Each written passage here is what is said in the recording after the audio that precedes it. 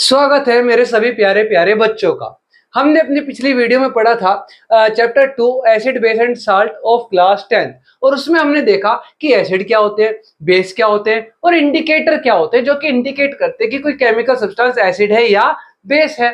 अब इसके बाद हमें पढ़नी है chemical properties of acid and bases. तो जिसमें हमारी पहली केमिकल प्रॉपर्टी है कि एसिड हो या बेस हो, वो जब भी मेटल के साथ रिएक्ट करेगा तो क्या हमें देखने को मिलेगा, किस तरह से वो आपस में रिएक्ट करेंगे, क्या प्रोडक्ट बनेगा, वो हमें देखना है यहाँ पर। तो देखते हैं हमारी पहली केमिकल प्रॉपर्टी जो कि है एसिड। या एसिड हो या बेस हो, मेटल के साथ किस तरह रिएक्ट करेगा।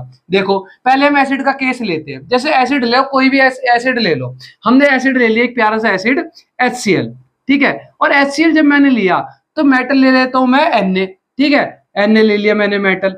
फिर क्या होगा कि Na के साथ जब भी एसिड रिएक्ट करेगा तो इनका बॉन्ड ब्रेक होगा और Na क्या करेगा, इसके क्लोरीन के साथ में जाके रिएक्ट कर लेगा और क्या बना लेगा, NaCl बना लेगा। और साथ में क्या बची, हाइड्रोजन बची, तो वो हाइड्रोजन गैस क्या हो जाएगी, रिलीज हो जाएगी। अब ये तो हमारे बने प्रोडक्ट। ये बने कैसे, रिएक्ट कैसे किया, देखो ये HCl क्या होगा, ये ब्रेक डाउन होगा। भी मैंने कहा जब भी सोडियम के साथ रिएक्ट करेगा तो इसका H पॉजिटिव अलग हो जाएगा और Cl नेगेटिव अलग हो जाएगा। और ये जो इसका Cl नेगेटिव है ये जाएगा इस Na के साथ में रिएक्ट करेगा और क्या बना लेगा, एक साल्ट बना लेगा जो कि क्या है, NaCl सोडियम क्लोराइड। और इसको और क्या कहते हैं, टेबल साल्ट भी कहते हैं, है ना। और ये जो हाइड्रोजन बचा हमारा, ये दूसरे हाइड्रोजन के साथ जुड़ेगा और दूसरे हाइड्रोजन के दूसरे एटम के साथ और क्या बना लेगा, H2 गैस बना लेगा और H2 गैस क्या हो जाएगी, रिलीज हो जाएगी, ठीक है। अब ये तो रहा HCl एसिड और सोडियम जो है मैंने मेटल ले लिया। इसी के साथ HCl के साथ मैं और कोई मेटल ले लूं, जैसे मान लो ग्रुप 1 के ले लो कोई भी, ये ग्रुप 1 का है ना हमारा सोडियम।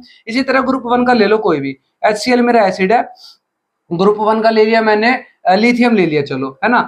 ग्रुप 1 कैसे याद रखोगे, हमने ट्रिक्स याद की थी ना, हमारे लिए ना करो रब से फरियाद। तो लिथियम, सोडियम, पोटेशियम, ये सब का क्या है, ग्रुप 1 के हमारे मेटल्स हैं, एलिमेंट्स हैं और ये मेटल्स हैं। तो ये कह रहा है मैंने ग्रुप 1 का ले लिया पहले सोडियम, अब ले लिया लिथियम, इसको मैंने HCl एसिड के साथ में रिएक्ट करवाया तो क्या होगा, फिर से वही, इसका बॉन्ड ब्रेक होगा H पॉजिटिव में और Cl नेगेटिव में। और ये Cl जो होगा ये इसके साथ Li के साथ में जाके क्या कर लेगा, बॉन्ड बना लेगा और क्या बन जाएगा, LiCl, एक साल्ट बन जाएगा, लिथियम क्लोराइड। वही जो H पॉजिटिव होगा वो दूसरे H पॉजिटिव के साथ जुड़ के H2 गैस बना लेगा और H2 गैस हमारी क्या हो जाएगी, रिलीज हो जाएगी, ठीक है। इसके अलावा और लेकर देखें, और ले लो कोई भी एलिमेंट ले लो, है ना, कोई भी और एलिमेंट, मेटल ले लो कोई भी, क्योंकि मेटल की रिएक्शन पढ़ रहे हैं विद किसके, एसिड। तो एसिड, फिर से एसिड ले लिया मैंने HCl, साथ में क्या लूं इस बार, पोटेशियम ले लो, तो क्या बन जाएगा, पोटेशियम लूंगा तो क्या बन जाएगा, पोटेशियम क्लोराइड बन जाएगा KCl। और साथ में क्या होगा, वही हाइड्रोजन गैस क्या हो जाएगी हमारी, रिलीज हो जाएगी। उसके अलावा तुम क्या ले लो, जिंक ले लो। अगर मैंने यहाँ पे जिंक ले लिया तो क्या होगा, यहाँ पे क्या बन जाएगा, ZnCl2 बन जाएगा, क्योंकि जिंक की कितनी वैलेंसी पूरी करनी होती है, 2, और क्लोरीन कितनी कर सकता है, 1 ही, है ना। इसीलिए हमें वैलेंसी जो है याद रखनी बहुत जरूरी है, क्योंकि यहाँ पे देखो Na की भी 1 ही वैलेंसी होती है, क्लोरीन की भी 1, तो ग्रुप 1 वालों की 1 ही वैलेंसी होती है, सोडियम, पोटेशियम, लिथियम इनकी, और ग्रुप 17 वालों की भी 1 ही होती है, तो दोनों की बराबर वैलेंसी, इसलिए दोनों 1 1 लिखे गए।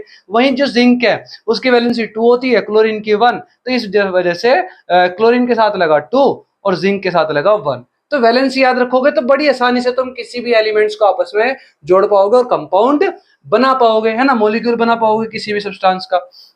देखो तो यहाँ पे क्या हुआ, वही जिंक मेटल के साथ रिएक्ट करा HCl एसिड और क्या बना, मेटल ने इसके अनायन के साथ में रिएक्ट कर लिया और एक साल्ट बना लिया और जो हाइड्रोजन गैस थी वो हमारी क्या हो गई, रिलीज हो गई। अब ये तो रही HCl एसिड की बात और ग्रुप 1 की बात। इसकी तरह ग्रुप 2 ले लो इस बार, जैसे बेटा मांगे कार स्कूटर बाप रोए, बी ले लो, है ना।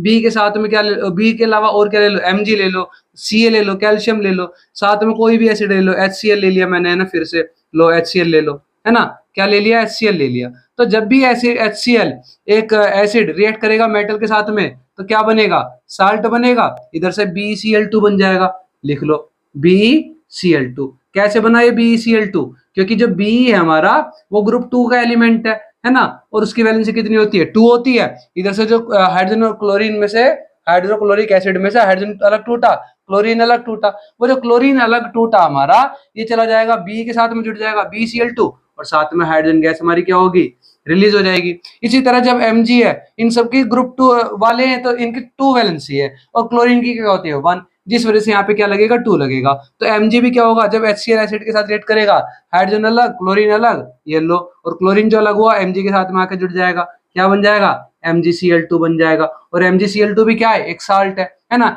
MgF2 भी बन सकता है, यहाँ पे HCl की जगह HF ले लो, हाइड्रोफ्लोरिक एसिड है ना, HF ले लो या HBr ले लो, है ना। तो कोई इनके साथ जब ये क्या होगा, ये रिएक्ट करेगा, इस बार चलो लो यहाँ पे HF ले लो, है ना। तो क्या होगा, यहाँ पे तो हाइड्रोजन गैस रिलीज हुई, लेकिन जब भी HF के साथ में ये रिएक्ट करेगा कैल्शियम, ये बन जाएगा कैल्शियम फ्लोराइड, है ना। और साथ में क्या होगी, हाइड्रोजन गैस क्या हो जाएगी मेरी, रिलीज हो जाएगी। ये क्या बन गया CaF2 और साथ में क्या हुआ, हाइड्रोजन गैस रिलीज हो गई। इसी तरह तुम कोई भी एक मेटल ले लो और कोई भी एसिड ले लो, यहाँ पे HCl लिया, HF लिया, इनकी जगह H2SO4 ले लो, HNO3 ले लो, कोई भी एक एसिड ले लो और उसके साथ में कोई भी मेटल रिएक्ट करवा दो, तो क्या होगा, हमारा साल्ट बनेगा और हाइड्रोजन गैस रिलीज होगी। बनाओगे कैसे, हाइड्रोजन गैस रिलीज होगी ये तो पता है, H2 लिख दो, साथ में जो भी बचा उन्हें वैलेंसी के अकॉर्डिंग जोड़ दो आपस में, क्या बन गए वो, साल्ट बन गए। इसी तरह ये तो थी बात एसिड की मेटल के साथ। अगर बेस मेटल के साथ रिएक्ट करेंगे तो क्या होगा, ले लो बेस, ले लो कोई प्यारा सा बेस है NaOH, है ना। और साथ में क्या ले लिया मैंने, मेटल ले लिया, मान लो Zn ले लिया, है ना, Zn मेटल ले लिया। जैसे यहाँ पे लिया था ना, Zn मेटल लोगे तो ZnCl2 बन जाएगा साल्ट, है ना, H2 रिलीज हो जाएगी। तो यहाँ पर भी क्या होगा, मेटल अगर बेस के साथ भी रिएक्ट करे तो भी क्या रिलीज होगी, हाइड्रोजन गैस रिलीज होगी। और साथ में जो भी बचा वो मिलके वैलेंसी के अकॉर्डिंग जोड़ दो और वो क्या बन जाएगा, साल्ट बन जाएगा। जैसे क्या बचा, Na बचा, O बचा और इधर Zn बचा। तो देखो हाइड्रोजन इधर 2 है ना, इधर 1 ही है, तो मैंने इधर बैलेंस करने के लिए क्या लगा दिया, 2 लगा दिया। क्या लगा दिया, 2 लगा दिया। तो इधर 2 Na है, 2 ऑक्सीजन है और 1 Zn है, और इन्हें आपस में जोड़ दो, Na2 Zn और O2। ये क्या बन गया, इधर Na बचा, O बचा, Na2 बचा, Na2 लिख दिया, Zn बचा, Zn लिख दिया, O2 बचा, O2 लिख दिया। ये वैलेंसी के अकॉर्डिंग मैंने जोड़ दिए और क्या बन गया, एक साल्ट बन गया। अब जैसे मैंने इधर बहुत सारे एसिड लिए, अलग अलग मेटल लिए, उनको आपस में रिएक्ट करवाया, अलग अलग साल्ट बने और हाइड्रोजन गैस सब में रिलीज हुई। इसी तरह तुम कोई भी बेस ले लो, जैसे ये सोडियम हाइड्रोक्साइड है, तुम पोटेशियम हाइड्रोक्साइड ले लो, KOH, है ना।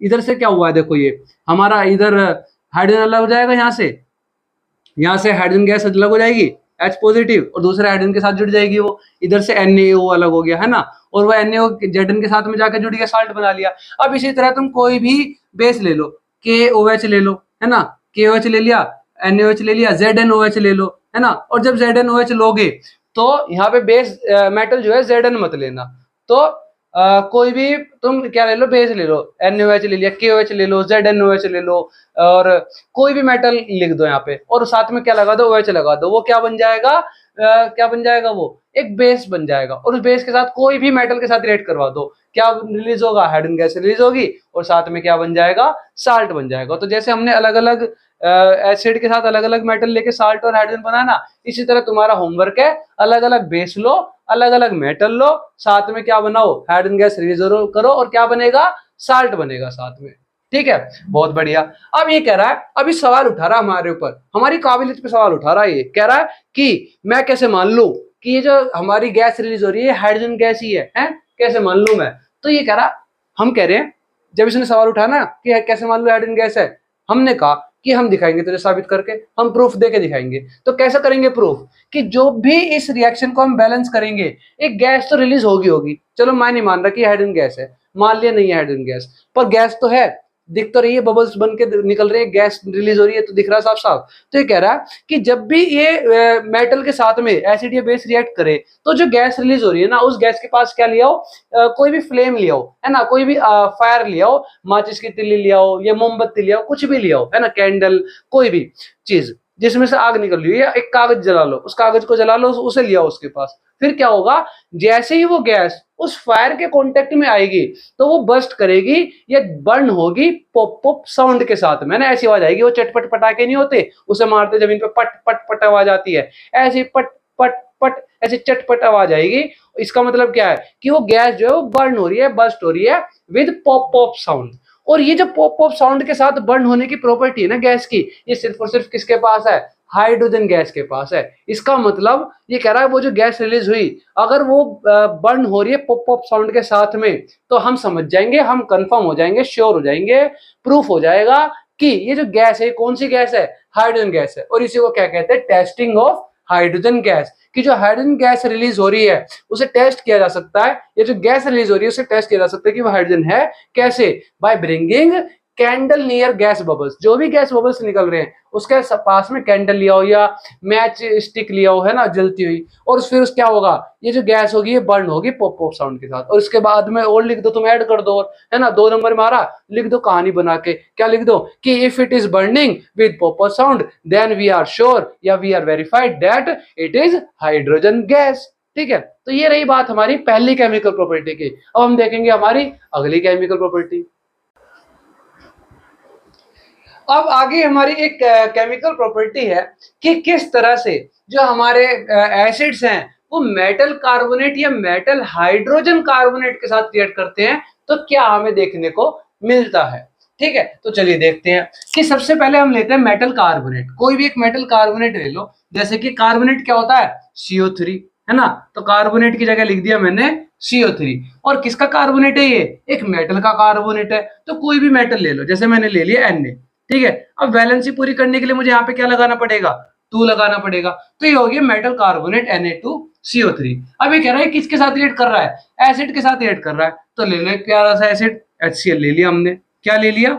HCl ले लिया। तो जब भी HCl एक एसिड एक मेटल कार्बोनेट के साथ रिएक्ट करेगा तो क्या बनेगा? सबसे पहले तो एक वाटर बनेगा। क्या बनेगा? वाटर बनेगा, है ना। और साथ में क्या बनेगा? कार्बन डाइऑक्साइड गैस रिलीज होगी। क्या होगा? कार्बन डाइऑक्साइड गैस रिलीज होगी।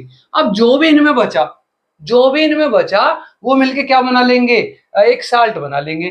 तो हमने अभी देखा कि कोई भी जब मेटल कार्बोनेट या मेटल हाइड्रोजन कार्बोनेट रिएक्ट करता है एसिड के साथ तो क्या होता है? साल्ट बनता है, कार्बन डाइऑक्साइड गैस रिलीज होती है और वाटर बनता है। तो वाटर हमने बना दिया, कार्बन डाइऑक्साइड गैस रिलीज हो गई। अब जो भी बचा देखो CO3 का चला गया CO2, एक वो बचा, वो H के साथ में मिलकर बना लिया उसने H2। कौन बचा? Na बचा, Cl बचा। तो क्या बन गए? NaCl बन गया। क्या बन गया? NaCl बन गया। और उसने NaCl क्या होता है? एक हम सभी को पता है एक साल्ट होता है, टेबल साल्ट भी कहते हैं इसको, सोडियम क्लोराइड, है ना। तो क्या क्या बना था हमारा?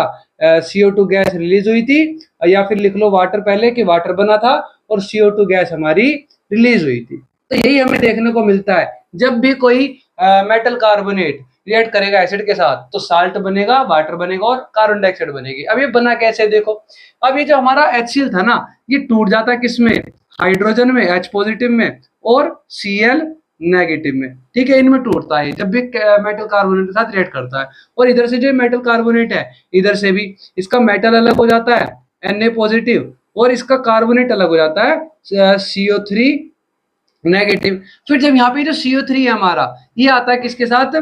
हाइड्रोजन के साथ रिएक्ट करता है। और जैसे ही CO3 हाइड्रोजन के साथ रिएक्ट करता है तो इसका CO3 में से ऑक्सीजन टूट के अलग हो जाता है। ठीक है, जब ये CO3 आएगा और रिएक्ट करेगा किसके साथ? हाइड्रोजन के साथ, तो क्या होगा? इसका ऑक्सीजन टूट के अलग हो जाएगा। क्या हो जाएगा? ऑक्सीजन टूट के अलग हो जाएगा और क्या बना लेगा? हाइड्रोजन के साथ जुड़ जाएगा। तो CO2 यहाँ से बन गई हमारी। अब CO3 में से एक हो गया, क्या बना? बचा CO2 बचा। और वो जो एक ओ आया था वो हाइड्रोजन के साथ जुड़ जाएगा तो क्या बन जाएगा? OH बन जाएगा। क्या बन जाएगा? OH नेगेटिव बन जाएगा। फिर ये जो OH नेगेटिव है ये क्या करेगा? ये दोबारा जाएगा इस हाइड्रोजन के साथ में, है ना, H पॉजिटिव के साथ में, और क्या बना लेगा? एक हाइड्रोजन एक OH के साथ जुड़ के क्या बना लेगा? 2H और एक ऑक्सीजन। और 2H और एक ऑक्सीजन क्या बनते हैं हमारे? वाटर बनते हैं। और यहाँ से क्या मिला हमें? CO2 बना। ठीक है, अब हाइड्रोजन वाटर बना, वाटर ये रहा, CO2 बनी, ये रिलीज हो गई।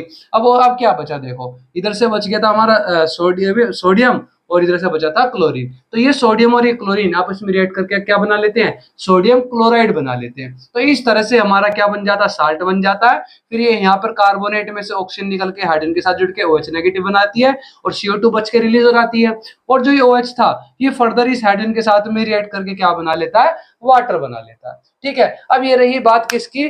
मेटल कार्बोनेट की। किसके साथ? एसिड के साथ में। अगर मैं मेटल कार्बोनेट की जगह क्या लूं? मेटल हाइड्रोजन कार्बोनेट लूं, तब देखो क्या होगा, देखते हैं अभी। तो ये है मेरा क्या? Metal carbonate. अब मैं ले रहा हूं मेटल हाइड्रोजन कार्बोनेट ले रहा हूं, तो मेटल हाइड्रोजन कार्बोनेट क्या होगा? सबसे पहले मेटल लिख लिया मैंने, मेटल Na, ठीक है। फिर ये कह रहा है हाइड्रोजन, तो हाइड्रोजन लिख लो H। फिर ये कह रहा है कार्बोनेट, तो लिख लो कार्बोनेट के लिए क्या लिखते हैं हम? CO3 लिखते हैं, तो लिख लो CO3। ये लिख दिया मैंने CO3। अब प्लस में कह रहा है उसके साथ एसिड के साथ रिएक्ट करवाओ, तो एसिड कौन हो गया मेरा? HCl हो गया। ये रहा मेरा HCl एक एसिड। अब यहाँ पे मैंने 2 क्यों नहीं लगाया? क्योंकि इसकी जो CO3 की वैलेंसी पूरी करनी थी, इसकी -2 होती है वैलेंसी, है ना, वो पूरी किसे करनी थी? सोडियम को। सोडियम अकेला एक ही दे सकता है वैलेंसी, तो इसलिए 2 लगाना पड़ा। अब इसकी 2 वैलेंसी पूरी करने के लिए एक हाइड्रोजन ने कर दी और एक सोडियम ने कर दी। तो ये कह रहा है अब दोबारा से जब सोडियम हाइड्रोजन कार्बोनेट, ये क्या है? मेटल हाइड्रोजन कार्बोनेट, और मेटल क्या है यहाँ पे? सोडियम। तो सोडियम हाइड्रोजन कार्बोनेट जब रिएक्ट करेगा एक एसिड के साथ में, कोई भी एसिड हो, तो क्या प्रोड्यूस करेगा? साल्ट प्लस वाटर प्लस में कार्बन डाइऑक्साइड गैस रिलीज हो जाएगी। और देखो फिर से वो इसका क्या होगा? HCO3 अलग है ना, इसका Na अलग, Na पॉजिटिव है ना, और HCO3 अलग। HCO3 में से भी H अलग हो जाएगा, और पहले तो HCO3 अलग लिख लो, और उस HCO3 में से भी क्या होगा? H अलग हो जाएगा। कैसे? ये H जो अलग होगा, इसका एक ऑक्सीजन लेके अलग हो जाएगा, जो कि क्या बन जाएगा? OH negative. और इसका क्या बन जाएगा? CO3 में से एक ऑक्सीजन इधर चला गया हाइड्रोजन के साथ में, तो एक क्या बचा? 2 ऑक्सीजन बचे, CO2 बचा। फिर इधर से H पॉजिटिव अलग और Cl नेगेटिव अलग। अब ये क्या होगा? Na और Cl आपस में जुड़ जाएंगे, क्या बना लेंगे? साल्ट बना लेंगे, NaCl। इधर से ये OH और ये हाइड्रोजन ये आपस में जुड़ जाएंगे और क्या बना लेंगे? वाटर बना लेंगे। और इधर से जो CO2 था ये हमारा क्या हो जाएगा? रिलीज हो जाएगा, और क्या बन जाएगी? CO2 गैस बन जाएगी। ठीक है, तो यहां से हमें पता लगा कि किस तरीके से जो ये एसिड है मेटल हाइड्रोजन कार्बोनेट, यानी, और यहाँ पे मेटल कौन है? सोडियम। तो सोडियम हाइड्रोजन कार्बोनेट के साथ रिएक्ट करता है, तो क्या बनता है? Salt plus water plus carbon dioxide gas release होती है। अब इस बार मैंने क्या लिया था? HCl एसिड लिया था और मेटल लिया था सोडियम। इसकी जगह कोई और लेकर के दिखाऊं? देखो, अगर यहाँ पर हम कोई भी और एसिड ले लें, जैसे कि मान लो तुमने ले लिया एसिड H2SO4 ले लिया, ठीक है, H2SO4 एसिड ले लो, सल्फ्यूरिक एसिड। साथ में ले लो मेटल कार्बोनेट, कौन सा? ZnCO3 ले लो ZnCO3 ले लो, ठीक है। और जब भी तुम ZnCO3 के साथ में इसे रिएक्ट करवाओगे, ठीक है, ZnCO3 के साथ इसे रिएक्ट करवाओगे तो क्या होगा? अच्छा देखो, Na के साथ में 2 लगाना पड़ा वैलेंसी की वजह से, यहाँ पे 2 नहीं लगाना पड़ा क्योंकि Zn भी कितनी वैलेंसी पूरी करता है? 2, और कार्बोनेट भी 2 करता है, CO3 भी, तो बराबर होगी दोनों की वैलेंसी। ठीक है, इसीलिए मैंने कहा कि वैलेंसी याद करनी बहुत जरूरी है। अब आगे देखो, अब यहाँ पे हम क्या करेंगे? जब भी ये क्या होगा? आपस में रिएक्ट करेंगे तो क्या होगा? देखो, इसका Zn अलग है ना, इसका Zn अलग और CO3 अलग है ना, और इसका क्या होगा? हाइड्रोजन अलग और इसके हाइड्रोजन अलग, 2 हाइड्रोजन होंगे वो बात अलग है, पर हाइड्रोजन अलग हो गया ना, और साथ में क्या? SO4 नेगेटिव अलग, ठीक है, इधर ये पॉजिटिव है ये नेगेटिव है। अब इधर क्या होगा? ये CO3 जब आएगा इसके साथ में, ठीक है, पहले तो ये आपस में जुड़ जाएंगे, ये आपस में जुड़ जाएंगे, क्या बनेगा? ZnSO4 बन जाएगा। और जिंक सल्फेट एक मेटल सल्फेट, और मेटल सल्फेट क्या होते हैं? हमारे एक साल्ट होते हैं, ठीक है, क्या बन गया? ZnSO4 बन गया। फिर ये हाइड्रोजन जाएगा इसके साथ में, ये फर्दर टूट जाएगा किसमें? CO2 में, और इसका एक ऑक्सीजन अलग हो जाएगा, और जो एक ऑक्सीजन अलग होगा वो इस हाइड्रोजन के साथ में जुड़ जाएगा, है ना, O, और ये O आएगा इसके साथ में और हाइड्रोजन के साथ में जुड़ जाएगा। ये O क्या होगा? इस हाइड्रोजन के साथ में जुड़ के क्या बना लेगा? OH नेगेटिव बना लेगा। फिर ये OH नेगेटिव दोबारा हाइड्रोजन के साथ में जुड़ेगा और क्या बना लेगा? H2O बना लेगा। क्या बना लेगा? H2O। ठीक है, तो यहाँ से हमारा क्या बना? साल्ट बन गया, फिर साथ में वाटर बन गया H2O, ठीक है, और कार्बन डाइऑक्साइड गैस रिलीज हो गई। तो हम कोई भी, अब इस बार मेटल कार्बोनेट था, इस बार मेटल हाइड्रोजन कार्बोनेट ले लो, यहाँ पे ZnHCO3 ले लो, फिर से हमें इसी तरीके की कुछ रिएक्शन देखने को मिलेगी। तो ये कह रहा कोई भी तुम एसिड ले लो, उसके साथ में कोई भी मेटल कार्बोनेट ले लो या मेटल हाइड्रोजन कार्बोनेट ले लो, हमेशा जो बनेगा क्या बनेगा? एक साल्ट बनेगा, हाइड्रोजन वाटर बनेगी और कार्बन डाइऑक्साइड गैस रिलीज होगी। तो अब इसका तरीका क्या है? मैंने जैसे कि लिखा यहाँ पे CO2 पता है रिलीज होगी, लिख दो CO2, वाटर बनेगा, लिख दो H2O। अब उसके साथ में जो भी बचेगा इधर उनको आपस में मिला के जोड़ दो वैलेंसी के अकॉर्डिंग, और वो क्या बन जाएगा? साल्ट बन जाएगा। तो ये थी हमारी रिएक्शन ऑफ मेटल कार्बोनेट या metal hydrogen carbonate with acid. ठीक है, अब यहाँ पर एक पॉइंट क्या निकल कर आता है कि जो हमारे बेस होते हैं उनके साथ भी, तो क्योंकि हम एसिड और बेस दोनों की केमिकल प्रॉपर्टी पढ़ रहे हैं ना, तो ये कह रहा है कि अगर बेस रिएक्ट करे मेटल कार्बोनेट या मेटल हाइड्रोजन कार्बोनेट के साथ तो क्या होगा, तो हमारा जवाब ये होगा कि जो बेस है वो मेटल कार्बोनेट या मेटल हाइड्रोजन कार्बोनेट के साथ रिएक्ट ही नहीं करते, क्योंकि जब मेटल कार्बोनेट है जैसे कि मेटल सल्फेट है ना, ये एक साल्ट हो गया, इसी तरह जब मेटल कार्बोनेट होते हैं या मेटल हाइड्रोजन कार्बोनेट होते हैं ये बेस होते हैं, इनका नेचर कैसा रहता है, बेसिक रहता है, और जो बेसिक है वो बेस के साथ रिएक्ट नहीं करेंगे। एक बेस हमेशा एसिडिक या मेटल वगैरह दूसरे सब्सटेंस के साथ रिएक्ट करेगा, पर बेस जो है बेस के साथ रिएक्ट नहीं करेगा, इसी तरह एसिड एसिड के साथ रिएक्ट नहीं करेगा। तो ये जो मेटल कार्बोनेट या मेटल हाइड्रोजन कार्बोनेट है हमारे, ये एसिड के साथ तो रिएक्ट कर लेंगे क्योंकि इनका नेचर बेसिक है, तो बेसिक एसिड के साथ रिएक्ट कर लेगा, लेकिन जब बेसिक है खुद वो बेस के साथ रिएक्ट नहीं करेगा।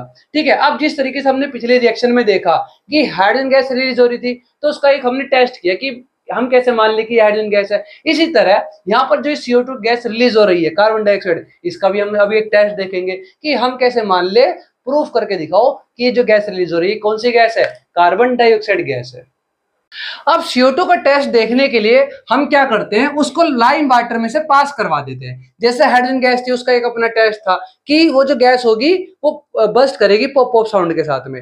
ठीक है, वो सिर्फ हाइड्रोजन गैस की प्रॉपर्टी है। इसी तरह कार्बन डाइऑक्साइड गैस की भी एक प्रॉपर्टी है, और वो जो कार्बन डाइऑक्साइड जो रिलीज हो रही है जब मेटल कार्बोनेट या मेटल हाइड्रोजन कार्बोनेट रिएक्ट कर रहा है एसिड के साथ में, तो गैस रिलीज हो रही है कार्बन डाइऑक्साइड, तो उसकी भी अपनी एक प्रॉपर्टी है। कैसे पता लगाएंगे कि वो गैस कार्बन डाइऑक्साइड है, उसको हम पास करवा देते हैं उस गैस को किसके साथ, लाइम वाटर के साथ पास करवा देते हैं। और लाइम वाटर क्या होता है हमारा, कैल्शियम हाइड्रोक्साइड होता है, हमें पता है ना, CaOH की होल ट्वाइस। और जब भी इस कैल्शियम हाइड्रोक्साइड में से CO2 को हम पास करवाएंगे तो क्या बनेगा, तो हमारे कैल्शियम कार्बोनेट के व्हाइट पीपीटी बन जाएंगे, है ना। तो हमें ये पता लग गया कि अगर कैल्शियम कार्बोनेट बन रहा है, अगर कैल्शियम कार्बोनेट बन रहा है व्हाइट सॉल्यूशन में, व्हाइट पीपीटी बन रहे हैं, तो इसका मतलब वो कौन सी गैस है हमारी, वो गैस है हमारी कार्बन डाइऑक्साइड। हम यहाँ क्या हो जाएंगे, श्योर हो जाएंगे।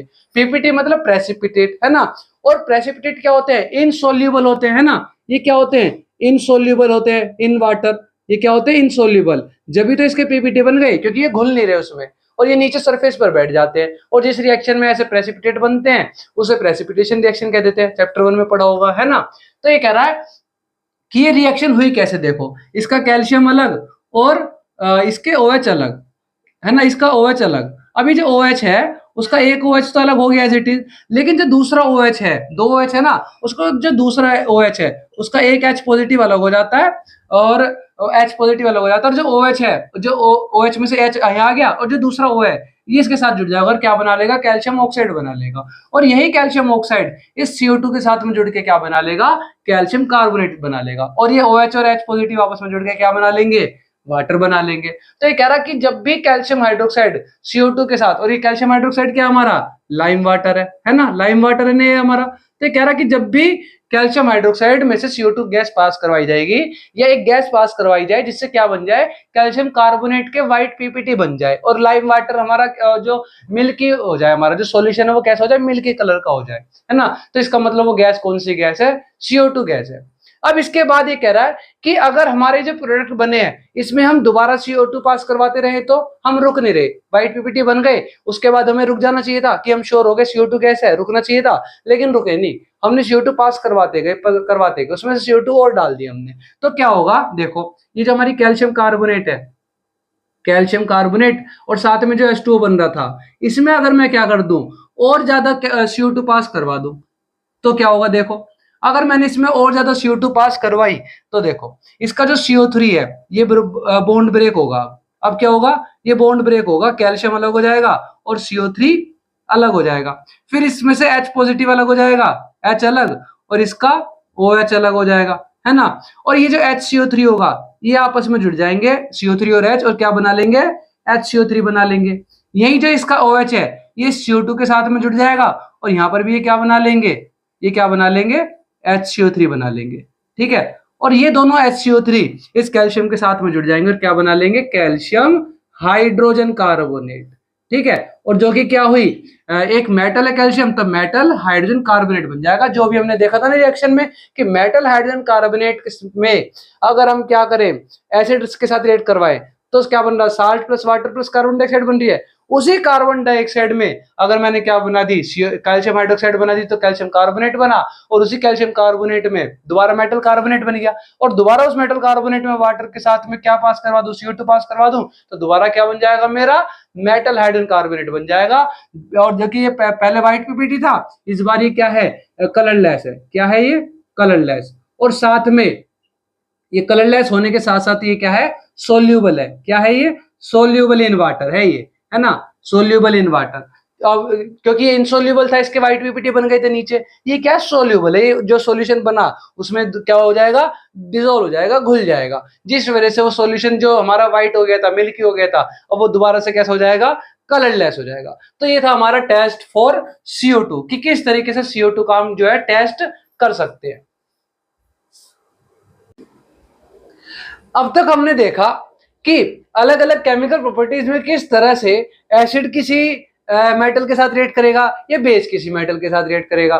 फिर हमने मेटल हाइड्रोजन कार्बोनेट और मेटल कार्बोनेट के साथ में एसिड की रिएक्शन देखी। तो अब तक तो एसिड और बेस अलग अलग सब्सटेंसेस के साथ क्या कर रहे थे, रिएक्ट कर रहे थे। अगर ये दोनों एसिड और बेस आपस में रिएक्ट कर जाए तो क्या होगा, तो ये भी इनकी क्या है, अगली केमिकल प्रॉपर्टी। देखो कि अगर एसिड और बेस आपस में रिएक्ट कर जाए तो क्या होगा। हमने भी पढ़ा था ना कि चैप्टर की शुरुआत में कि एंटासिड नाम की कोई चीज होती है, वो क्या करती है, वो एक बेस होते हैं जो एसिड के असर को खत्म करते हैं, है ना, एसिडिटी को खत्म करते हैं, और उसी को क्या कह देते हैं, उसको न्यूट्रलाइज कर दिया एसिड को, है ना। तो वही सेम चीज हमें यहाँ देखने को मिलेगी कि जब भी किसी एसिड में मैं बेस मिला दूं तो एसिड बेस का असर खत्म कर देगा, बेस एसिड का असर खत्म कर देगा, मतलब दोनों एक दूसरे का असर खत्म कर देंगे, दोनों एक दूसरे को न्यूट्रल कर देंगे। और इसी रिएक्शन को हम क्या कह देते हैं, न्यूट्रलाइजेशन रिएक्शन कर देते हैं कि जब भी एसिड और बेस आपस में रिएक्ट करेंगे तो एक साल्ट और वाटर फॉर्म होगा, क्योंकि जो उनका एसिड और बेस का एक असर था उनका, वो क्या कर देंगे, एक दूसरे को कैंसिल आउट कर देंगे। ठीक है, देखो जैसे कि एक एग्जांपल ले लो कि कोई भी एक एसिड ले लो, HCl एसिड ले लिया मैंने, ठीक है, हमारा प्यारा सा एसिड HCl, और एक प्यारा सा बेस ले लो NaOH ले लिया। अब इनको क्या करो, आपस में रिएक्ट करो। तो जब ये आपस में रिएक्ट करेंगे ना, पता क्या होगा, इसका H अलग, H पॉजिटिव, इसका Cl नेगेटिव अलग, फिर इसका Na पॉजिटिव अलग, और इसका इसका OH बचा है ना, इसका OH नेगेटिव अलग। तो क्या होगा, ये इसका OH जाएगा, OH नेगेटिव इसके H पॉजिटिव के साथ मिल जाएगा ना, और इसका Na पॉजिटिव जाएगा इसके Cl नेगेटिव के साथ में मिल जाएगा। तो Na और Cl आपस में मिले क्या बना, NaCl बना, जो कि क्या है हमारा टेबल साल्ट। तो एक साल्ट है ना ये, और H पॉजिटिव और OH नेगेटिव के साथ मिलकर क्या बना लेगा, एक H, दूसरा H, दो H हो गए, तो प्लस में H2O, है ना, क्या बना, H2O बना। तो H2O क्या होता है हमारा वाटर, और ये NaCl क्या है, टेबल साल्ट, एक साल्ट है। और ये कब बने दोनों, जब एक बेस एक एसिड के साथ क्या करा, रिएक्ट करा। ठीक है, तो ये हमें क्लियर हुआ कि जब भी एक एसिड एक बेस के साथ रिएक्ट करेगा तो क्या होगा, साल्ट प्लस वाटर बनेगा। इसके और एग्जांपल ले लो, है ना, क्योंकि एक एग्जांपल से हमारा मन नहीं बढ़ता, हम और एग्जांपल लेंगे, कोई भी और एग्जांपल ले लो, कोई भी बेस ले लो, जैसे कि मैंने NaOH की जगह ले लिया मान लो KOH, है ना, KOH ले लिया।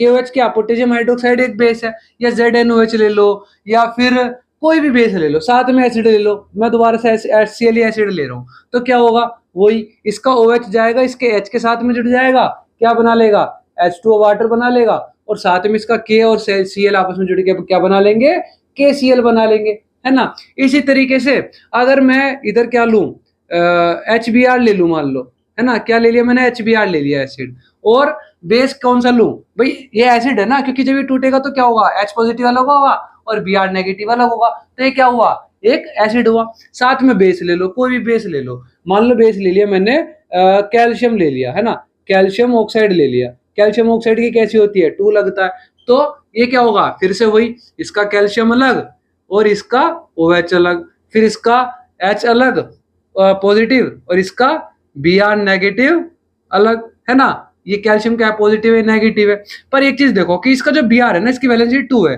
तो 2 नेगेटिव है, कैल्शियम पर भी 2 पॉजिटिव है, वहीं इन पर एक एक नेगेटिव है और एक एक पॉजिटिव है, तो ये आपस में जुड़ जाएंगे, जैसे चैप्टर 1 में देखा था ना डबल डिस्प्लेसमेंट में, ठीक उसी तरीके से, और ये आपस में जुड़ जाएंगे, तो क्या बन जाएगा, CaBr2 नाम का एक साल्ट बन जाएगा, और H पॉजिटिव और OH नेगेटिव आपस में जुड़ के क्या बन जाएंगे, H2O वाटर बन जाएंगे। इसी तरीके से और ले लो, कोई भी एग्जांपल ले लो, है ना, अलग अलग तरीके के एग्जांपल ले लो, जैसे कि इस बार एसिड अलग ले लो, चलो, है ना। हमने अब तक क्या लिए, हाइड्रोजन वाले एसिड ले लिए, हाइड्रोक्लोरिक एसिड, हाइड्रोब्रोमीन एसिड, या हाइड्रो HF ले लूं मैं, है ना, वो क्या बन जाएगा, वो भी एक एसिड बन जाएगा। उसके साथ में कोई भी बेस ले लो, इस बार मैंने कैल्शियम ले लिया था तो बी ले लो इस बार, है ना, BeOH की ट्वाइस ले लो, तो क्या हो जाएगा, अगर मैं BeOH की ट्वाइस ले लूं और साथ में क्या मिला दूं, हमने भी क्या नाम लिया था, HF नाम लिया था ना, HF एसिड ले लिया, तो क्या होगा, वो इसका OH जाएगा, इसके H के साथ में मिलके क्या बना लेगा, वाटर बना लेगा, और इसके साथ में इसका B क्या जुड़ जाएगा, F के साथ में जुड़ जाएगा, क्या बना लेगा, BF2 एक साल्ट बना लेगा। इसी तरीके से पोटेशियम आयोडाइड एक साल्ट होता है हमारा, नहीं, पोटेशियम सल्फेट बना लो, या कोई भी हमारा जो सल्फेट सॉल्यूशन होगा वो क्या बन जाएगा, जैसे सोडियम सल्फेट बना लो। सोडियम सल्फेट कब बनेगा, जब H2SO4 एसिड होगा, है ना, H2SO4 एसिड है, उसके साथ में तुम ले लो क्या ले लो, पोटेशियम हाइड्रोक्साइड ले लो, क्या ले लो, पोटेशियम हाइड्रोक्साइड ले लो, KOH ले लो, और साथ में क्या होगा, ये OH वही इस H2 के साथ में जाएगा, क्या बना लेगा, वाटर बना लेगा, और साथ में ही जो पोटेशियम है ये SO4 के साथ जुड़ जाएगा और क्या बना लेगा, K2SO4 बना लेगा। तो ये K2SO4 भी क्या है, एक साल्ट है, क्योंकि जो साल्ट वाले SO4 भी क्या होते हैं हमारे, सल्फेट भी साल्ट होते हैं। तो ये कुछ एग्जांपल है, इस तरीके से आप जो मर्जी उठा लो, जो मर्जी एसिड उठा लो, मतलब एसिड क्या होगा, जो H पॉजिटिव आयन देगा, मतलब हाइड्रोजन के साथ में कुछ भी जोड़ दो, है ना, और वो क्या होगा, एक एसिड कहलाएगा। फिर इधर OH जोड़ दो, OH जोड़ दो किसी के भी साथ में, सब में OH है ना, OH के साथ में कोई भी मेटल जोड़ दो, वो एक बेस कहलाएगा। तो इसी तरीके से तुम प्रैक्टिस करो घर पे कि कोई भी बेस उठा लो, कोई भी एसिड उठा लो, साथ में क्या बनेगा, वाटर बनेगा, और जो भी बचेंगे वो सारे आपस में मिलकर क्या बना लेंगे, एक साल्ट बना लेंगे। तो ये क्या देखा हमने कि जब भी एसिड और बेस आपस में रिएक्ट करेंगे वो क्या बनाएंगे, साल्ट प्लस में वाटर बना लेंगे और एक दूसरे को न्यूट्रलाइज कर देंगे, बैलेंस कर देंगे एक दूसरे को। क्लियर है। अब देखेंगे हम हमारी अगली केमिकल प्रॉपर्टी। अब एसिड और बेस की आपस में रिएक्शन देखने के बाद हम देखेंगे कि किस तरह से जो एसिड है वो किसी मेटल ऑक्साइड के साथ रिएक्ट करता है तो क्या होता है, और जो बेस है वो नॉन मेटल ऑक्साइड के साथ रिएक्ट करता है तो क्या होता है। क्योंकि हमने अभी देखा कि जो एसिड है वो बेस के साथ रिएक्ट करे तो क्या बन रहा है, साल्ट और वाटर बन रहा है, और जो बेस है वो एसिड के साथ रिएक्ट करे तो भी क्या बन रहा है, साल्ट और वाटर बन रहा है। मतलब एसिड बेस के साथ रिएक्ट करे या बेस एसिड के साथ रिएक्ट करे, बनना साल्ट और वाटर ही है। तो इसके बाद हमने देखा कि जो एसिड है अगर वो किसी मेटल ऑक्साइड के साथ रिएक्ट कर जाए तो क्या बन जाता है, साल्ट और वाटर बन जाता है। इसका मतलब हमने भी देखा कि एसिड के साथ में बेस रिएक्ट कर रहा है तो कैसा बन रहा है, साल्ट और वाटर, और वही एसिड के साथ में मेटल ऑक्साइड रिएक्ट कर रहा है तब भी साल्ट और वाटर बन रहा है। इससे क्या कंक्लूजन निकला कि जो हमारी मेटल ऑक्साइड है वो कैसी है, वो नेचर में बेसिक है, क्योंकि एसिड बेस के साथ रिएक्ट करके तो साल्ट और वाटर बना रहा है और यहाँ पे मेटल ऑक्साइड के साथ रिएक्ट करके साल्ट और वाटर बना रहा है। इसका मतलब ये क्या हुई, ये बेसिक हुई नेचर में, जब जब एसिड के साथ रिएक्ट करके क्या बना रही है, साल्ट और वाटर बना रही है ना। तो इसका मतलब क्या हुआ कि मेटलिक ऑक्साइड क्या हुई, नेचर में बेसिक हुई और वो एसिड के साथ रिएक्ट करके क्या बना देती है, साल्ट और वाटर बना देती है। देख लो एग्जांपल, जैसे कि कोई भी मेटल ऑक्साइड ले लो, मान लो CuO ले लिया हमने, है ना, क्या ले लिया, CuO, कॉपर ऑक्साइड ले लिया, क्योंकि कॉपर एक मेटल है ना, CuO ले लिया हमने, और फिर उसके बाद जब हमने एसिड के साथ रिएक्ट करवाया उसे, मान लो HCl, है ना, तो HCl के साथ में रिएक्ट करवाया तो क्या बना, CuCl2 बन गया। क्या बन गया, CuCl2 बन गया हमारा साल्ट, और साथ में क्या बन गया, वाटर बन गया। जब ये हाइड्रोजन ऑक्सीजन के साथ मिला तो क्या बन गया, वाटर बन गया। ठीक है, अब रिएक्शन बैलेंस कर लो, 2 लगा दिया, हो गई रिएक्शन बैलेंस। अब तो हमें क्या देखने को मिला कि जब भी कोई एसिड किसी मेटल ऑक्साइड के साथ रिएक्ट करेगा तो क्या बनाएगा, वाटर और साथ में साल्ट बना देगा। अच्छा, ये जो साल्ट है हमारा कॉपर क्लोराइड का, ये होता है हमारा ब्लू ग्रीन कलर का। ठीक है, सॉल्यूशन कैसा हो जाएगा, यहाँ पे ब्लू ग्रीन हो जाएगा। कैसा हो जाएगा, ब्लू ग्रीन इन कलर हो जाएगा ये। ठीक है, तो ये हुआ हमारा कॉपर क्लोराइड का कलर। फिर इसके अलावा एक और एग्जांपल देख लो, कॉपर ऑक्साइड के अलावा ले लो ZnO, जिंक ऑक्साइड ले लो, ZnO, है ना, साथ में वही HCl ले लो, HCl ले लिया। अब क्या होगा, वही H जाएगा, O के साथ मिलेगा, क्या बना लेगा, वाटर बना लेगा, और H और O के अलावा जो भी बचा वो आपस में मिलकर क्या बना लेंगे, साल्ट बना लेंगे। तो ये लो बना लिया साल्ट, ZnCl2, जिंक क्लोराइड। इन्हें बैलेंस करना है, ये लो 2 लगाया, हो गया बैलेंस। तो हमने क्या देखा कि जब भी कोई एसिड बेस के साथ रिएक्ट कर रहा था तो क्या बन रही थी, साल्ट और वाटर बन रहा था। और एसिड मेटल ऑक्साइड के साथ रिएक्ट करके भी क्या बना रहा है, साल्ट और वाटर भी बना रहा है। इसका मतलब मेटल ऑक्साइड कैसी हुई नेचर में, हमारी बेसिक हुई। वही जो हमारी अगली केमिकल प्रॉपर्टी किसकी है, हमारी बेस की। बेस कह रहा है कि जब भी नॉन मेटल के साथ रिएक्ट करेगा तो ये भी क्या बना लेगा, साल्ट और वाटर बना लेगा। इसका मतलब बेस एसिड के साथ रिएक्ट करके साल्ट और वाटर बना रहा था, और बेस नॉन मेटल ऑक्साइड के साथ रिएक्ट करके भी क्या बना रहा है, साल्ट और वाटर ही बना रहा है। इसका मतलब जो नॉन मेटल ऑक्साइड हुई उसका नेचर क्या हो गया, एसिडिक हो गया, क्योंकि एसिडिक होगा तभी तो बेस के साथ रिएक्ट करके क्या बनाएगा, साल्ट और वाटर बनाएगा। अगर ये बेसिक होती और बेस बेस तो आपस में रिएक्ट करते ही नहीं। इसी तरह अगर ये हमारी कैसी होती, एसिडिक होती, तो एसिड एसिड तो आपस में रिएक्ट करते ही नहीं, है ना। तो ये बेसिक है इसलिए एसिड के साथ रिएक्ट कर रहा है और साल्ट और वाटर बना रहा है।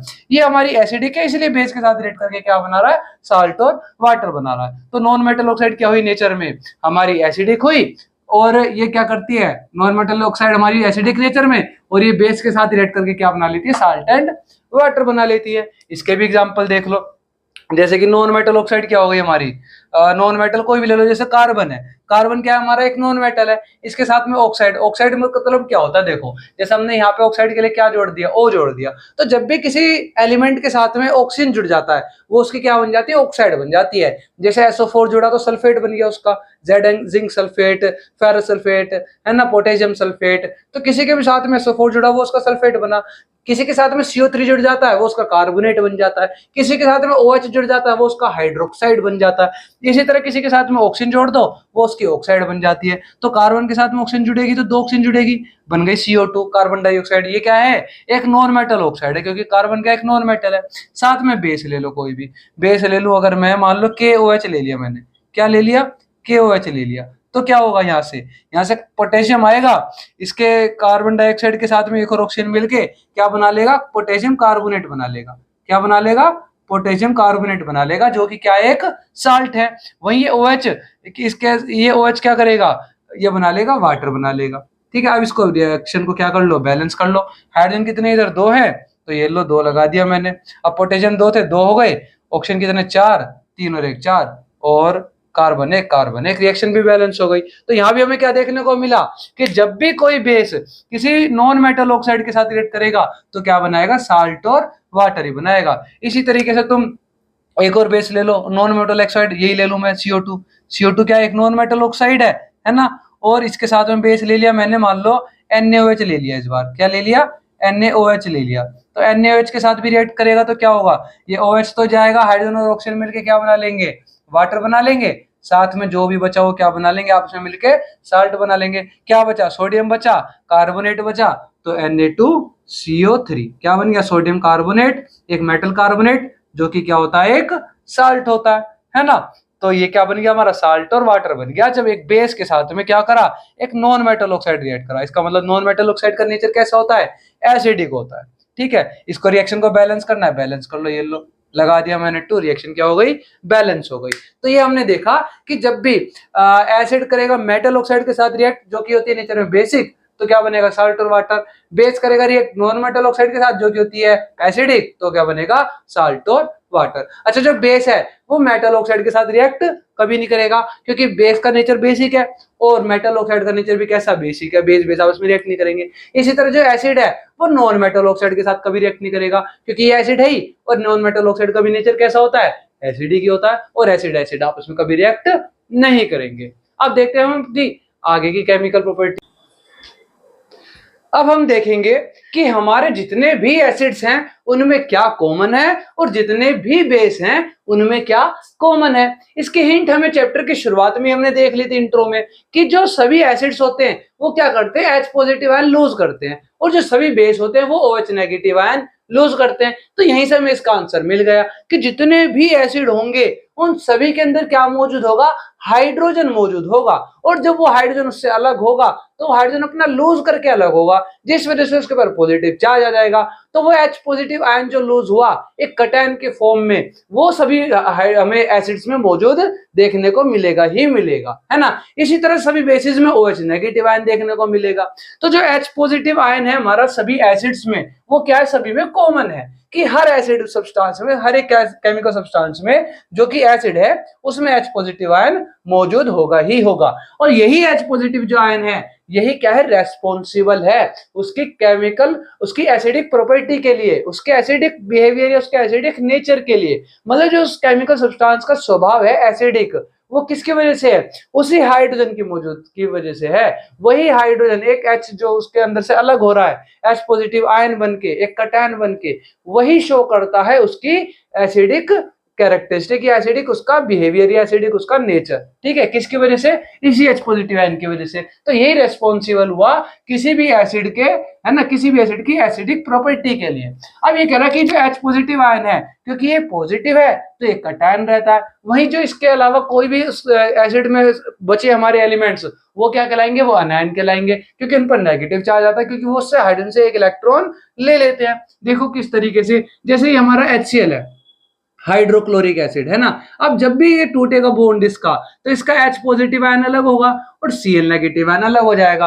तो ये H पॉजिटिव आयन क्यों आया इसका, क्योंकि इसने एक इलेक्ट्रॉन अपना क्लोरीन को दे दिया तो इसे पॉजिटिव चार्ज आ गया, इसने इलेक्ट्रॉन ले लिया तो नेगेटिव चार्ज आया। अब ये नेगेटिव है तो ये अनायन है, ये पॉजिटिव है तो ये कटायन है। अब इसी कटायन जो बना ये H पॉजिटिव, ये इसकी की वजह से HCl क्या है, हमारा एसिड है। इसके अंदर जो एसिडिक कैरेक्टरिस्टिक या प्रॉपर्टी है वो किसकी वजह से है, इसी H पॉजिटिव आयन की वजह से। इसके अलावा दूसरा देखो HNO3, ये हमारा क्या है, HNO3 है। जिसका भी जब बॉन्ड ब्रेक होगा तो इसका H पॉजिटिव आयन अलग होगा और NO3 आयन अलग होगा। अब ये आयन कैसा आयन है, ये नेगेटिव चार्ज की वजह से ये अनायन है और ये पॉजिटिव चार्ज की वजह से कटायन है। तो इसमें भी देखो क्या देखने को मिला, इसकी तरह H पॉजिटिव कटायन देखने को मिला, है ना। ये जो H पॉजिटिव आयन है ये देखने को मिला और इसी की वजह से इसकी क्या है, कुछ एसिडिक प्रॉपर्टीज है, एसिडिक इसका नेचर है ना, ये एसिडिक बिहेवियर शो करता है। इसके अलावा क्या है, हमारा CH3COH है। CH3COH को देखो, ये हमारा क्या हो गया, CH3COOH। अभी CH3COH जो है हमारा, इसके अंदर ये हमारा क्या है, H पॉजिटिव आयन है। ये देखो लास्ट में इसका H है, इसका ये वाला H ये अलग हुआ, इसका ये H अलग हुआ, इसका जो लास्ट वाला ये H होगा ये अलग हो जाता है और बचा वो पूरा CH3COOH नेगेटिव ये हमारा अलग रह जाता है ना। अब इसमें ये अनायन है और ये हमारा कटायन है, तो यहाँ पे भी क्या अलग हो रहा है, हमारा H पॉजिटिव अलग हो रहा है और CH3COOH नेगेटिव अलग हो रहा है। हमारा यहाँ भी H पॉजिटिव देखने को मिला। इसके अलावा हमारा H2SO4 एक सल्फ्यूरिक एसिड है, ये हमारा हाइड्रोक्लोरिक एसिड, ये नाइट्रिक एसिड, ये एसिटिक एसिड जो कि कार्बोक्सिलिक एसिड कैटेगरी का एसिड है हमारा, है ना। एक सल्फ्यूरिक एसिड को देखो H2SO4, है ना, इसके अंदर भी क्या होता है, इसमें के अंदर से भी ये वाला एक H है, ये दो H है, यहाँ से एक H टूट के अलग हो जाएगा, H पॉजिटिव बन के और HSO4 बन के हमारा जो है वो नेगेटिव अलग रह जाएगा। सॉरी, ये SO4 नेगेटिव अलग रह जाएगा, है ना। ये दो हाइड्रोजन रिलीज करता है हमारा, इसीलिए और स्ट्रॉन्ग एसिड है हमारा, क्योंकि यही जो हमारे स्ट्रॉन्ग एसिड हो या वीक एसिड हो ये भी किस पर डिपेंड करता है, इसी H पॉजिटिव आयन पर, क्योंकि एसिडिक प्रॉपर्टी ही यही शो कर रहा है। तो कौन कितना स्ट्रॉन्ग एसिड या वीक एसिड है ये भी किस पर डिपेंड करेगा, इसी H पॉजिटिव आयन पर डिपेंड करेगा। तो एक चीज आपको देखने को मिली कि कोई भी कैटेगरी का एसिड हो सबके अंदर क्या मौजूद है, H पॉजिटिव आयन एक कटायन की फॉर्म में मौजूद है, जो कि उसको क्या प्रदान कर रहा है, क्या दे रहा है उस सब्सटेंस को, उस एसिड को उसकी एसिडिक प्रॉपर्टी दे रहा है। ठीक है, तो ये तो रही बात हमारे एसिड्स की। अब बेस में देखो, जो हमारा बेस है, जैसे कि हमने अभी जाना कि सभी बेसिस में क्या कॉमन होगा, OH नेगेटिव आयन कॉमन होगा, जो कि वही OH नेगेटिव आयन रेस्पॉन्सिबल हो उनकी बेसिक प्रॉपर्टी के लिए, है ना। मतलब किसी भी केमिकल सब्सटेंस में जो बेसिक नेचर है वो बेसिक नेचर क्यों है, वो बेस क्यों कहलाया, क्योंकि उसके अंदर क्या मौजूद है, सभी बेस के अंदर OH नेगेटिव मौजूद है एक अनायन की फॉर्म में, और वही रेस्पॉन्सिबल है उनकी बेसिक प्रॉपर्टी के लिए। जैसे कि देखो हमारा NaOH हो गया, है ना, NaOH के अंदर क्या है, लास्ट में OH जुड़ा हुआ है, नहीं जुड़ा हुआ, तो यहाँ पे OH है लास्ट में, तो ये क्या कहलाएगा, इसका OH अलग हो जाएगा और इसका Na पॉजिटिव अलग हो जाएगा, है ना, और OH नेगेटिव अलग हो जाएगा। तो ये कटायन हो गया, ये अनायन हो गया, तो OH नेगेटिव एक अनायन की फॉर्म में है ना हमारा यहाँ पे, तो ये इसलिए भी क्या है, बेस है। अच्छा इधर देखो, एक हमारी कार्बोक्सिलिक एसिड एक कैटेगरी है एसिड्स की, जिसके लास्ट में COOH आ रहा है, तो इसके लास्ट में OH देख के कंफ्यूज मत होना कि ये बेस है। अभी पहले भी बताया था हमने पिछली वीडियो में कि OH जिसके लास्ट में होगा वो बेस होगा, वो यहाँ पर होगा सभी बेस में। लेकिन कार्बोक्सिलिक एसिड एक ऐसी कैटेगरी एसिड्स की जिसके लास्ट में OH आ रहा, पर ये सिर्फ OH नहीं है, ये COOH है। ये COOH एक कार्बोक्सिलिक एसिड की कैटेगरी आती है ना। अब यहाँ पे क्या होता है, ये COO, ये दो O इसके C के साथ अलग होते हैं और यहाँ से अकेला हाइड्रोजन अलग होता है। अकेला हाइड्रोजन अलग हो रहा है H पॉजिटिव और वो किस में होता है एसिड में, इसलिए ये एसिड है ना। वही बाकी सब में क्या होता है OH नेगेटिव अलग होता है तो वो क्या कहलाते हैं बेस कहलाते हैं। जैसे अगला ले लो हमारा KOH है ना, ये हमारा हो गया KOH, इसके अंदर K पॉजिटिव हो गया और इसके अंदर OH नेगेटिव हो गया। OH नेगेटिव है जिस वजह से क्या हमारा OH नेगेटिव एक अनायन है ना, और अनायन कटायन दोनों ही क्या होते हैं आयन होते हैं। तो OH नेगेटिव आयन यहाँ पर प्रेजेंट है जिस वजह से क्या कहलाया बेस कहलाया। वहीं हमारा कैल्शियम हाइड्रोक्साइड ले लो CaOH की होल ट्वाइस है ना, और इसमें भी क्या होगा Ca पॉजिटिव अलग होगा और OH नेगेटिव अलग होगा, जिस वजह से इसमें भी क्या देखने को मिला OH नेगेटिव, इसमें भी OH नेगेटिव, इसमें भी OH नेगेटिव। तो सभी बेस में क्या देखने को मिलता है OH नेगेटिव देखने को मिलता है जो कि रेस्पॉन्सिबल होता है उसकी बेसिक प्रॉपर्टी के लिए है ना। इनके अलावा तुम कोई भी ले लो, जिंक हाइड्रोक्साइड ले लो, कैल्शियम हाइड्रोक्साइड हमने ले लिया, लिथियम हाइड्रोक्साइड है ना, लिथियम सोडियम पोटेशियम, उसके अलावा बेरिलियम हाइड्रोक्साइड, मैग्नीशियम हाइड्रोक्साइड, मतलब कोई भी एक मेटल ले लो उसके साथ में OH लगा दो, उसकी वैलेंसी के अकॉर्डिंग बैलेंस कर दो, वो क्या बन जाएगा बेस बन जाएगा। मतलब जिसके भी लास्ट में OH लगा है वो बेस है। इसका मतलब क्या हुआ कि सभी बेस में कॉमन होता है OH नेगेटिव और सभी एसिड में क्या कॉमन होता है H पॉजिटिव। ठीक है, तो ये तो रही बात हमारी कि एसिड में क्या कॉमन है और बेस में क्या कॉमन है। अब हम देखते हैं आगे। अभी हमने देखा कि सभी एसिड्स में H पॉजिटिव आयन कॉमन है और सभी बेस में OH नेगेटिव आयन कॉमन है। तो ये जो सभी एसिड्स में H पॉजिटिव आयन है ये आता कैसे है कि जब भी हमारा जो एसिड है ना अगर ड्राई स्टेट में तो वो कभी भी एसिड नेचर अपना दिखा नहीं पाता। क्यों? क्योंकि वो हाइड्रोजन जो H पॉजिटिव आयन टूट के अलग होता है वो उसके साथ जुड़ा रहेगा और जब तक वो जुड़ा रहेगा तब तक वो एसिडिक कैरेक्टरिस्टिक्स शो नहीं करेगा। ठीक है, कोई भी हमारा जो एसिड है वो एसिडिक कैरेक्टरिस्टिक शो ही तब करेगा जब वो वाटर में डिसोल्व हो जाएगा, और जब भी वो वाटर में क्या होगा डिसोल्व होगा, वाटर में सॉल्यूशन में फॉर्म में आएगा, तब उसका H पॉजिटिव आयन अलग हो जाएगा टूट के, और तभी उसी H पॉजिटिव आयन से क्या देखने को मिलेगी हमें एसिडिक कैरेक्टरिस्टिक देखने को मिलेगी। तो देखो ये कह रहा है कि जब भी एसिड डिसोल्व होंगे वाटर में तो वो H पॉजिटिव आयन लूज करेंगे, लेकिन जो H पॉजिटिव आयन होता है वो अलोन एग्जिस्ट नहीं कर सकता क्योंकि उसने तो अपना इलेक्ट्रॉन दे दिया, उसके पास कोई इलेक्ट्रॉन नहीं है, उसका एटम खाली है। तो जिस वजह से वो एटम क्या कर रहा है बिना इलेक्ट्रॉन के उसका एटम, तो जिस वजह से उसका एटम जो है वाटर के साथ जुड़ जाता है H2O के साथ और क्या बना लेता है H3O पॉजिटिव बना लेता है जिसको हम कहते हैं हाइड्रोनियम आयन। देखो कैसे कि ये HCl एक एसिड था है ना, ये H2 के साथ जुड़ा, इसका जो है H अलग हो जाता है, क्लोरीन अलग हो जाता है, तो Cl नेगेटिव अलग हो गया। अब ये जो H पॉजिटिव अलग हुआ था ये इस H2O के साथ में जुड़ के क्या बना लेता है हमारा हाइड्रोनियम आयन बना लेता है, H3O पॉजिटिव बना लेता है। अब यहीं से आता है हमारा कंसेप्ट स्ट्रॉन्ग एसिड और वीक एसिड का, कि जो वाटर में डिसॉल्व होने के बाद H पॉजिटिव आयन लूज कर रहा है, तो कौन सा एसिड कौन सा केमिकल सब्सटेंस जो कि एसिड है जो ज्यादा H पॉजिटिव आयन लूज करेगा वो ज्यादा क्या कहलाएगा स्ट्रॉन्ग एसिड कहलाएगा। जैसे मान लो कई सारे अलग अलग एसिड है, nitric acid, hydrochloric acid, sulphuric acid है ना, या फिर कार्बोक्सिलिक एसिड्स कोई भी ले लो, इतने सारे जो अलग अलग एसिड्स है इनकी अगर हम सेम कंसंट्रेशन ले और सेम ही अमाउंट ले तो अगर उन्हें हम क्या करते वाटर में डिसॉल्व कर दे तो जो ज्यादा H पॉजिटिव आयन लूज करेगा वही क्या कहलाएगा स्ट्रॉन्ग एसिड कहलाएगा। या मैं यूं कहूं कि जो ज्यादा इनमें स्ट्रॉन्ग होगा इसका मतलब क्या है कि वो उसने ज्यादा H पॉजिटिव आयन लूज करें। ठीक है, तो देखो कि स्ट्रॉन्ग एसिड कौन हुए जो कि कंप्लीटली आयनाइज हो जाते हैं वाटर में और प्रोड्यूस करते हैं H पॉजिटिव आयन ज्यादा से ज्यादा मात्रा में है ना, उनको हम स्ट्रॉन्ग एसिड कह देते हैं। हमारे HCl HNO3H2SO4 ये होगा स्ट्रॉन्ग एसिड्स। वहीं जो वीक एसिड होंगे वो क्या करेंगे पार्शियली आयनाइज्ड होंगे, कंप्लीटली आयनाइज्ड नहीं होंगे, पार्शियली आयनाइज्ड होंगे वाटर में और प्रोड्यूस करेंगे हमारे small amount of H positive ion है ना, कम H पॉजिटिव आयन देंगे। और जिसका एग्जांपल हमें क्या देखने को मिलता है वीक एसिड्स का, एसिटिक एसिड हो गया या ऑक्सैलिक एसिड या सिट्रिक एसिड, ये सारे क्या है ये हमारे वीक एसिड्स हैं। अब ये तो रही बात हमारी एसिड्स की, अब हम देखते हैं हमारे बेसिस। अब जो हमारे बेसिस हैं वो वाटर में डिसॉल्व होने के बाद OH नेगेटिव लूज कर देते हैं। देखो कैसे, ये जो हमारा बेस है जैसे कि NaOH है एक बेस है ना, वो जब भी वाटर में डिसॉल्व होगा तो क्या करेगा Na पॉजिटिव अलग हो जाएगा उसका, NaOH का Na पॉजिटिव अलग और OH नेगेटिव अलग, और वाटर हमारा है ना, ये एक सॉल्यूशन बन गया। फिर यही हमारा KOH है, KOH का भी K पॉजिटिव अलग और OH नेगेटिव अलग, वाटर तो हमारा है। फिर यही देखो MgOH की होल ट्वाइस ये भी एक बेस है, इसका Mg पॉजिटिव अलग और OH नेगेटिव अलग, वाटर तो हमारा है। फिर यही देखो MgO2 ये भी एक बेस है, इसका Mg पॉजिटिव अलग और OH नेगेटिव अलग और वाटर तो हमारा है ही। तो इसका मतलब कोई भी जो बेस होगा वो वाटर में डिसोल्व होने के बाद क्या करेगा, अपना OH नेगेटिव आयन अलग कर देगा, है ना। इनके जो आयनिक एक बॉन्ड था वो ब्रेक होगा और इसका कटायन अलग हो जाएगा और अनायन अलग हो जाएगा, और अनायन सब में क्या कॉमन है हमारा, OH नेगेटिव। तो वाटर में डिसोल्व होने के बाद इनका OH नेगेटिव अलग हो जाएगा।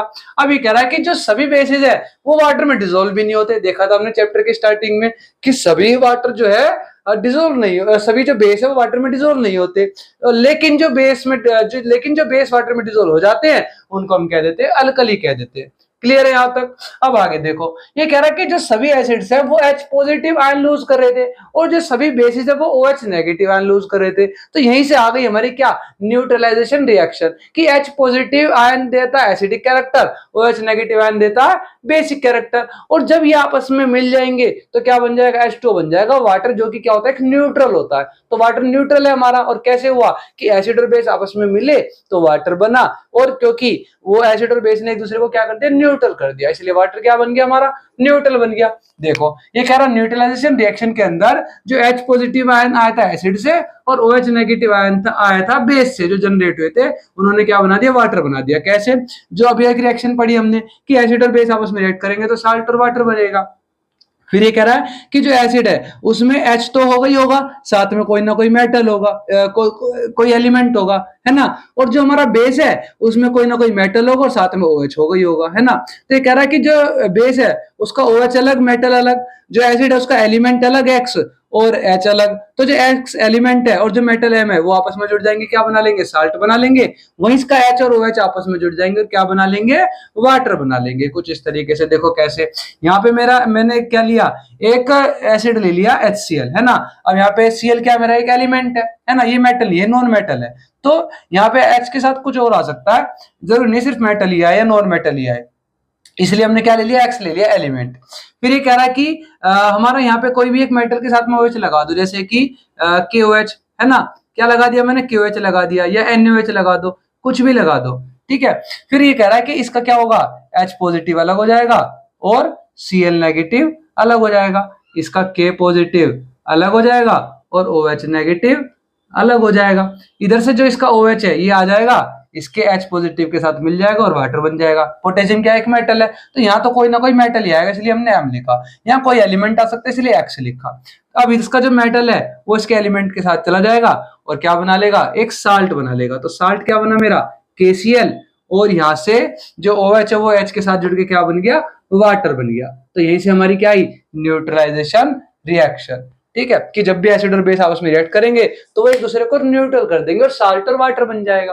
ठीक है, तो इसी तरीके से हमने देखा कि कैसे एसिड जो है सभी वाटर में जाकर के H पॉजिटिव आयन लूज करते हैं और सभी बेस वाटर में जाकर OH नेगेटिव आयन लूज करते हैं।